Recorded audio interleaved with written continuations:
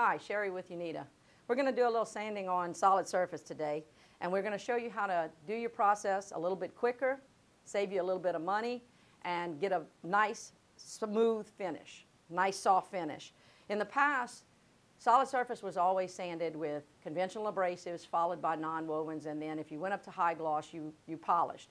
With this process, we can do a matte finish and a semi-gloss finish with basically 3 or 4 steps and be done and off the workpiece.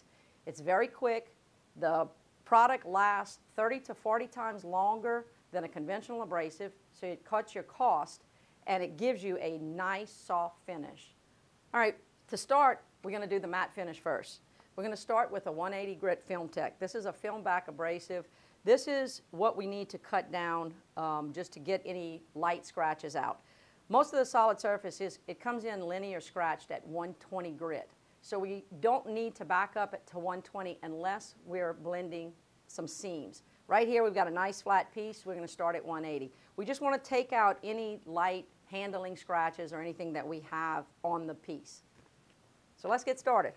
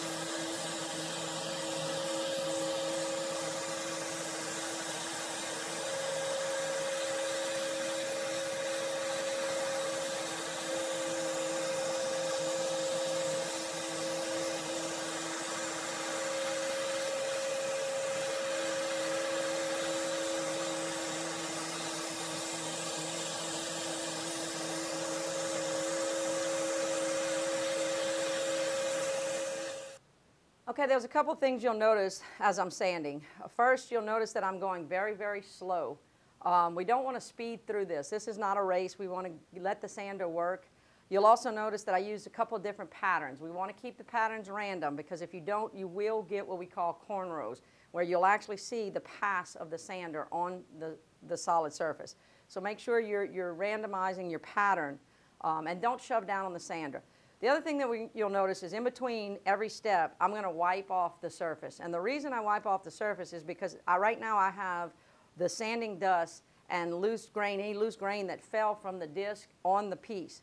We don't want to leave that in place because if we do, all we will do is grind it into the next step and cause some more scratches. So we just want to clean it off.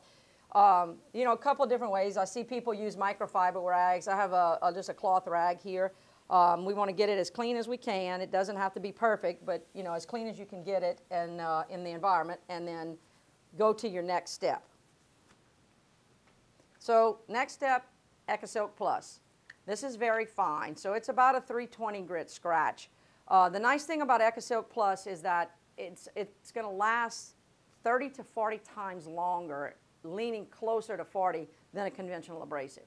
The reason being, it's a foam back abrasive. It's a stretchy material, it's a latex face, and it doesn't allow any of the dust to lock between the grains.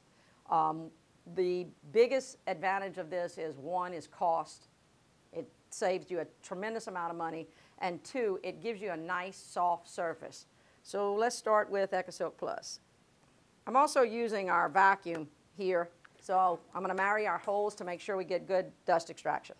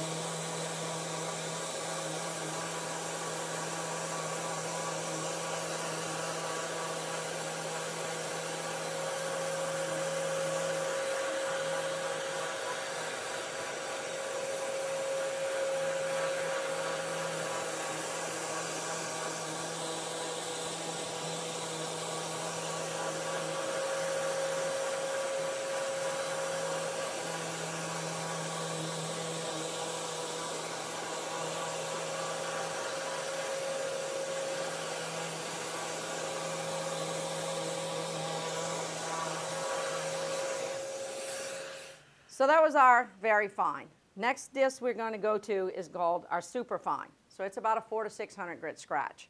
This disc, same concept as the very fine, 30 to 40 times longer, leaning towards 40 than a conventional abrasive. This is going to start the process, and you're going to start to see a little bit of the matte finish coming through.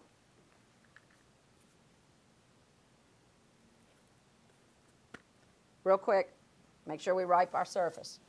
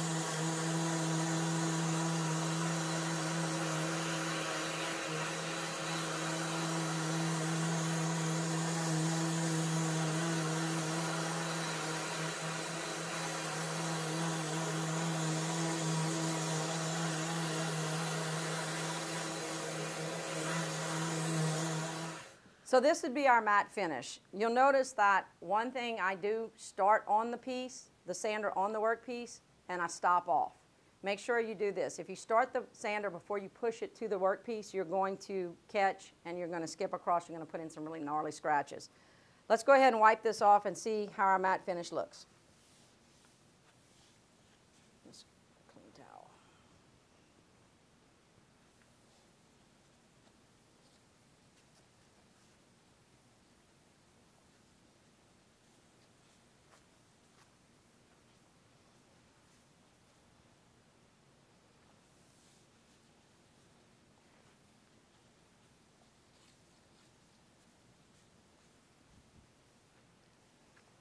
So this is a matte finish. And this is what we see in 90% of the shops in the US. You can buff it up a little bit by adding a little bit of water and cleaning it. You can use a little bit of water on the last step if you really want to give it a little bit higher shine. You notice that I didn't use any water. I've seen people in the shops using water. I try not to just because it causes a big mess. But this is a matte finish and it's a very soft finish. You also notice that on the last pass with the superfine, we didn't see the corn rolls like we did with the conventional abrasive. That's because of the foam abrasive. The foam abrasive gives us that nice, soft finish, and that's what we're looking for. We don't want, a rough finish or where we see a lot of swirl marks, and the foam definitely gives you that. You don't see the swirl marks that you would with a conventional abrasive or even a non-woven.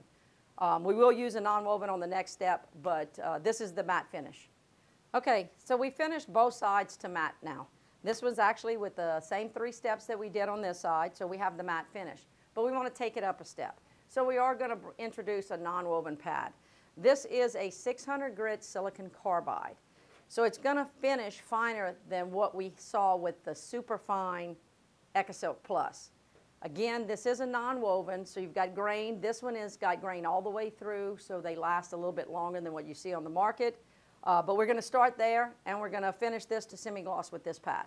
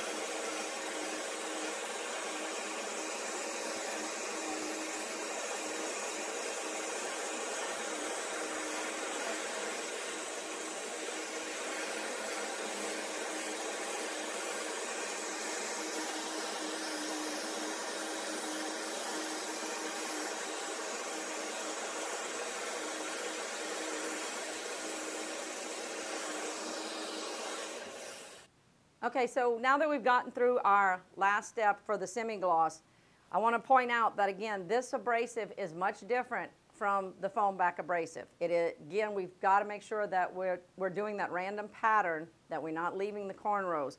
Also, this does have 600 grit grain in it. So to get the finish that we want, we're going to have to wipe this off again because we are removing some product, not a lot, but we do remove some. So let's go ahead and get it off and then we can look at the finish.